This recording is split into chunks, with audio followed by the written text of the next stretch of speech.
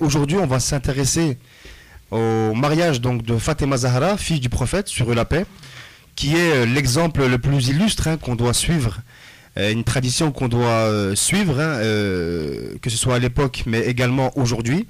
Donc j'ai envie de demander pour commencer notre émission, comment s'est déroulé un petit peu le mariage de Fatima sur elle la paix, Fatima Zahra, ou même peut-être un petit peu en amont, comment est-ce que les choses se sont faites?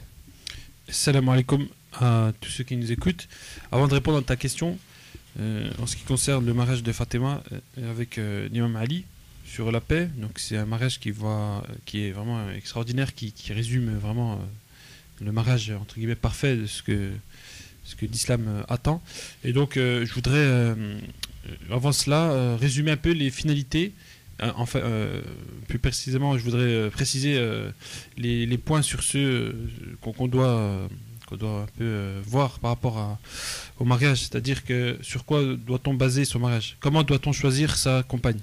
Alors, on avait dit la semaine dernière qu'il fallait absolument voir le critère de la foi, puisqu'on avait dit que la religion musulmane était une religion idéologique, et donc il fallait s'assurer que la personne ait une certaine foi en Dieu. On avait vu aussi qu'il fallait que la personne ait une certaine moralité, une certaine éthique.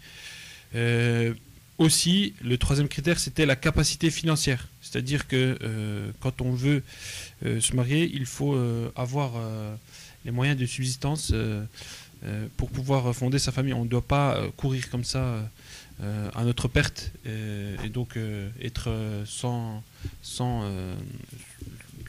capacité financière, parce que le mariage, c'est aussi une responsabilité de subvenir aux besoins de sa famille, etc. Donc, et enfin, il y avait une histoire de compatibilité.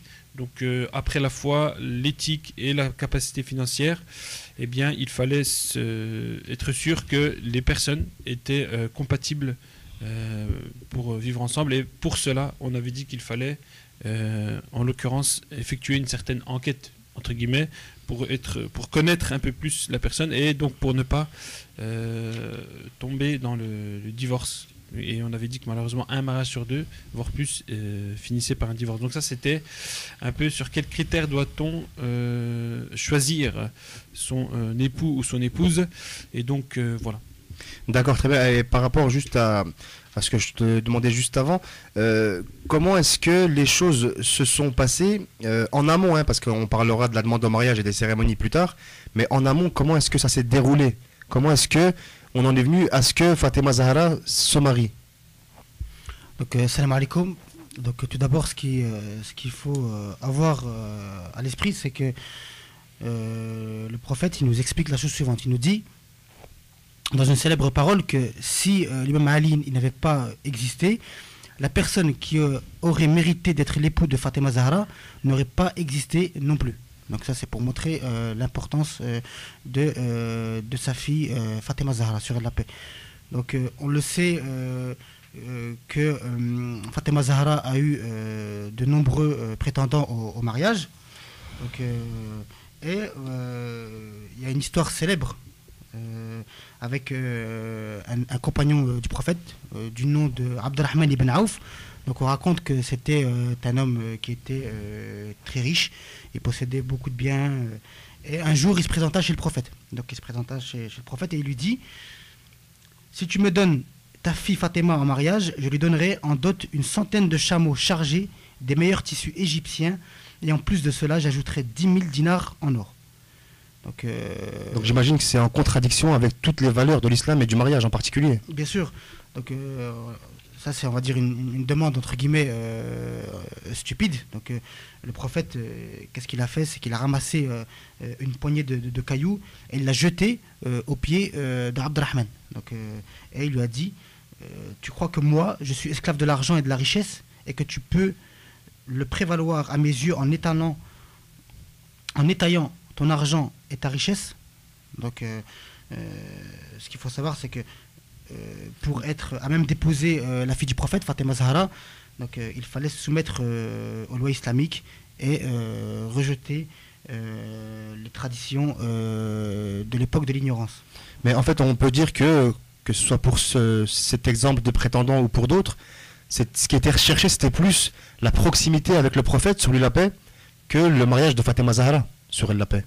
Effectivement, les gens qui venaient donc pour demander Fatima sur la paix en mariage venaient dans un but donc précis. Finalement, derrière tout ça, il y avait l'idée de se rapprocher du prophète pour plus tard prétendre à une quelconque supériorité par rapport aux gens.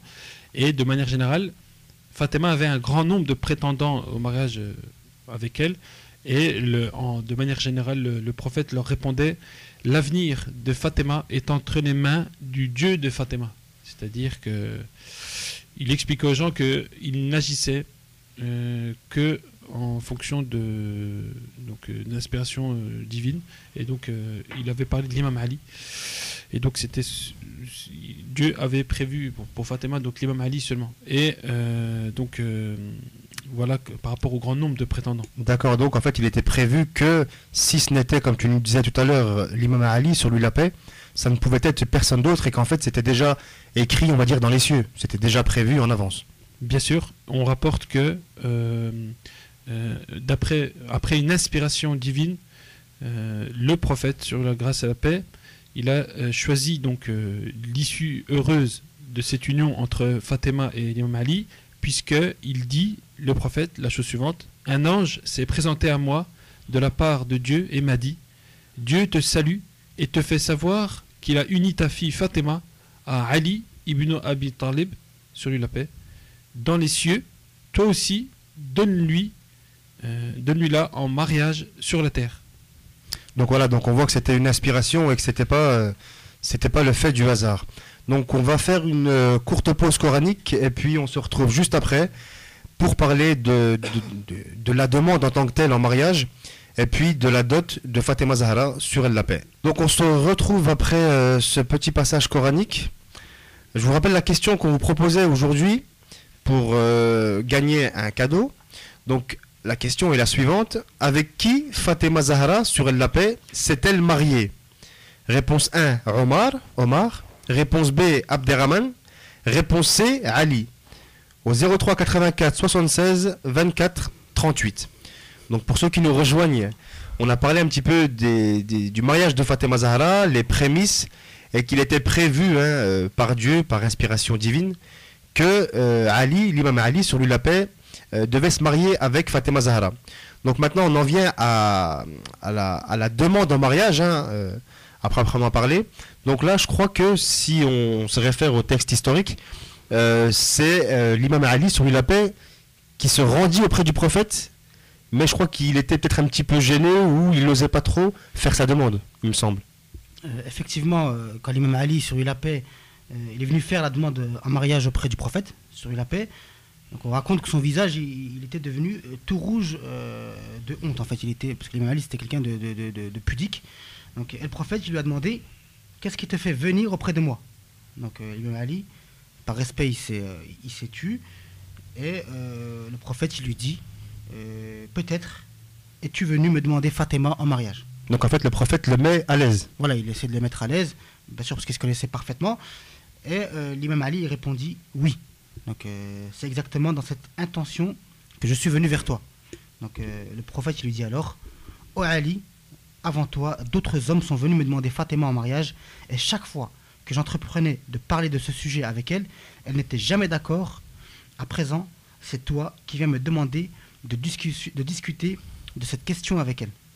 D'accord, donc après je suppose que le prophète, sur lui la paix, est allé voir sa fille, donc pour lui dire, parce qu'il l'avait déjà fait avec les autres prétendants, mais il est parti voir sa fille pour lui dire que l'imam Ali, sur lui la paix, avait prévu de la demander en mariage. Voilà, parce que le prophète il va pas obliger sa fille, il va pas la forcer à se marier avec une personne. Alors qu'est-ce qu'elle en a pensé? Lui, le prophète il est parti lui parler, et il lui a fait l'éloge de l'imam Ali, et il lui a dit: moi je vais t'unir à la meilleure créature de Dieu. Qu'est-ce que tu en penses, toi?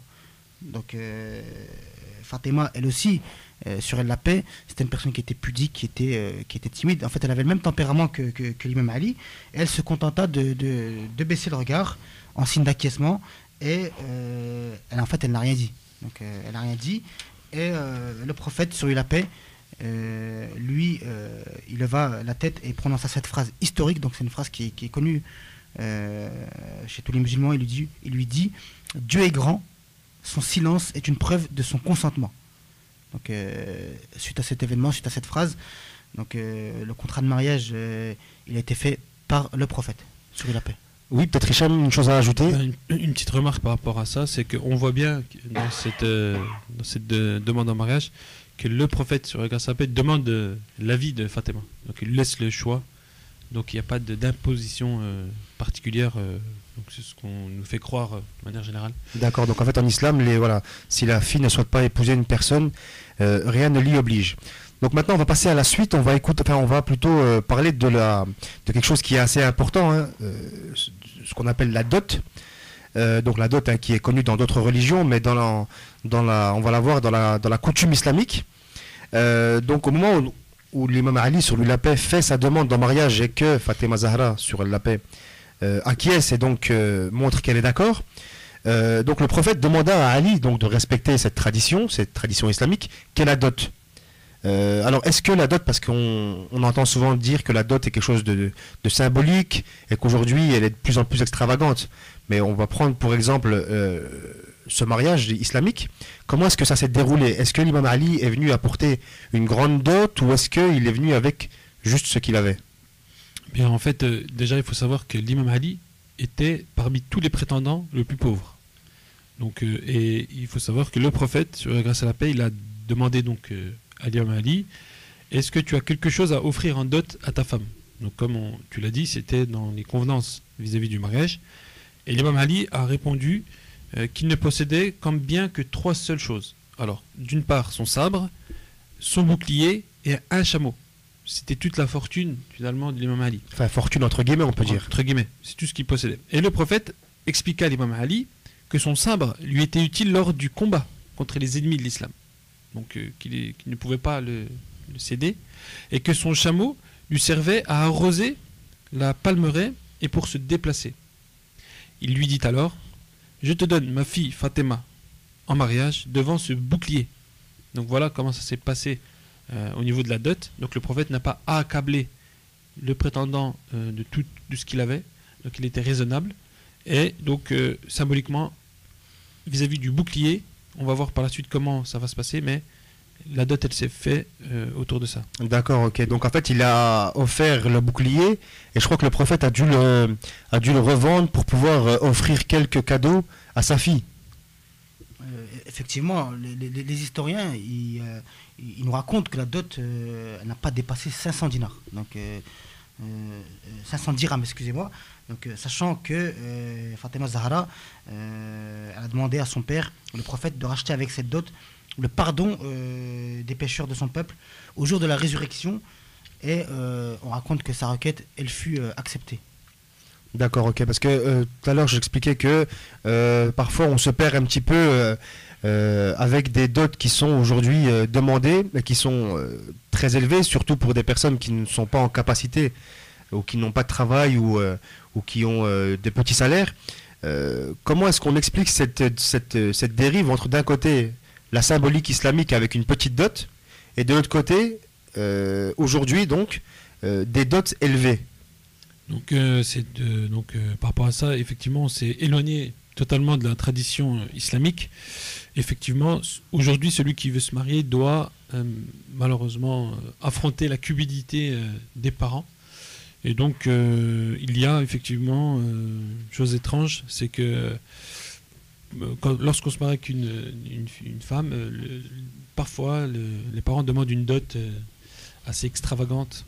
Et il faut savoir que beaucoup de musulmans aujourd'hui, et ça c'est vraiment triste, ne suivent plus donc ces pratiques du prophète. Par exemple, dans certains pays du Golfe, les hommes fortunés vont même chercher des épouses à l'étranger aux conditions moins onéreuses et plus abordables. C'est-à-dire que la dot est devenue une barrière finalement, et donc c'est vraiment quelque chose qui est condamnable.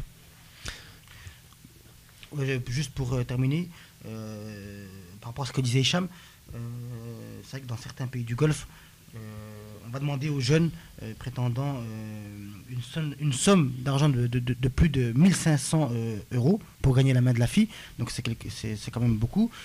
La dot, qui est en islam un simple cadeau en guise de respect, qui est fait à la jeune fille, en fait c'est devenu aujourd'hui une vraie poule aux œufs d'or. D'accord, parce qu'en fait, il faut rappeler que la dot, non seulement elle est symbolique, mais elle doit revenir à la fille. Voilà. Elle appartient exclusivement à la fille et non à ses parents ou à je ne sais qui. D'accord, ok. Alors on arrive à la fin de notre thème sur le mariage, donc on reviendra la semaine prochaine à la suite et on parlera en particulier des cérémonies et vous verrez à quel point elles sont belles et surtout un modèle à suivre. Donc on va maintenant